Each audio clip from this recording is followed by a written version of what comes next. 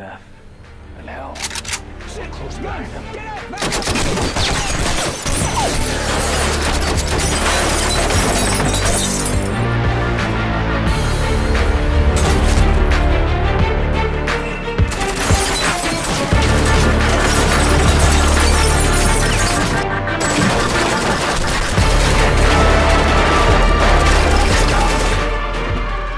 همیشه فکر میکنیم که از امنیت نسبی برخورداریم.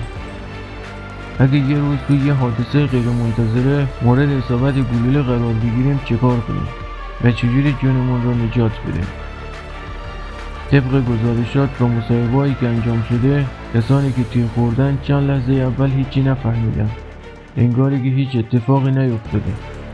اما این فقط اول ماجراست و تا چند لحظه دیگه به سوی مرگ ناجور و ترسناک پیش میریم. تخمین زده شده اگر از ناحیه غیر کشنده مورد اصابت گلوله قرار بگیریم حدود 80 تا 90% شانس زنده موندن خواهیم داشت. در غیر این صورت اگر به جای حساسی برخورد کنه و زنده هم بمونیم ممکنه با صدمات جدی و جبران ناپذیری مواجه بشیم.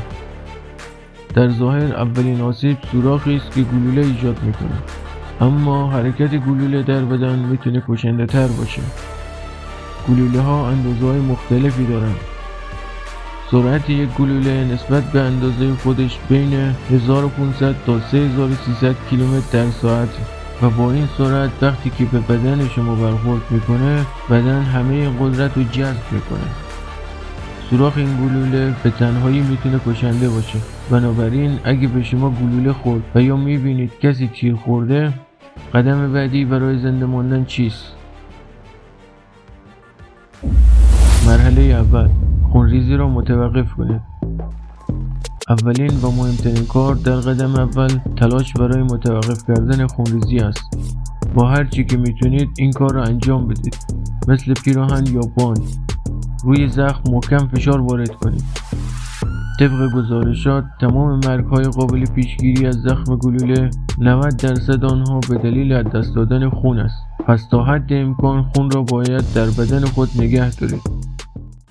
مرحله 2، دنبال زخم خروجی باشید. بعد اینکه زخم ورودی رو با فشار خونریزیش رو قطع یا کم کردین، دنبال زخم خروجی باشید. اگه وجود داشته باشه یک حفره نسبتا بزرگه، به زخم خروجی هم فشار بیاریم. ولی اگه زخم حفره بزرگه باید مواظب باشین که هوا داخل بدن مکیده نشه و سعی کنید زخم رو با گاز یا نوار یا پارچه تمیز پر کنید.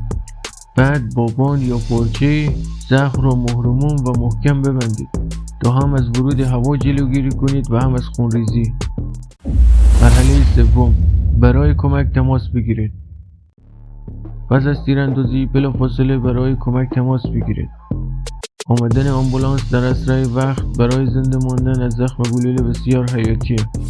بعد از شلیک اگه شما بتونید تو 60 دقیقه خودتون رو به بیمارستان برسونید به احتمال خیلی زیاد زنده میمونید، چون متخصصان این لحظات رو ساعت طلایی بیمار میگن و خیلی مهم و حیاتیه.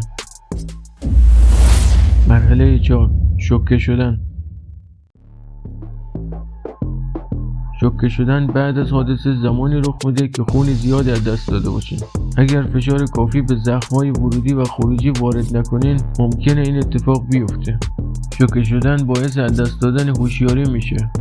اگر موقعیت زخم گلوله اجازه میده دراز بکشید و سعی کنید پاهای خودتون رو بالا نگه دارید. هر لباس یا کمربند تنگی را شل کنید و سعی کنید خودتون را گرم نگه دارید. مرحله 5، از عفونت جلوگیری کنید. بدترین چیز برای هر زخم عفونت است. با این حال رسیدگی به زخم الزامی است. اگر نمیتوانید برای کمک تماس بگیرید و در شرایط فاجعه باری هستید و به بیمارستان و پزشکی هم دسترسی ندارید، سعی کنید و مطمئن شوید که زخم تمیز است. اگه زخم به درستی پانسمان نشه شما در خطر ابتلا به عفونت هستید و میتونه عوارض زیادی داشته باشه. گلوله خوردن میتونه تجربه وحشتناکی باشه و ممکنه دیگه بعد از آن به زندگی سابق برنگردید.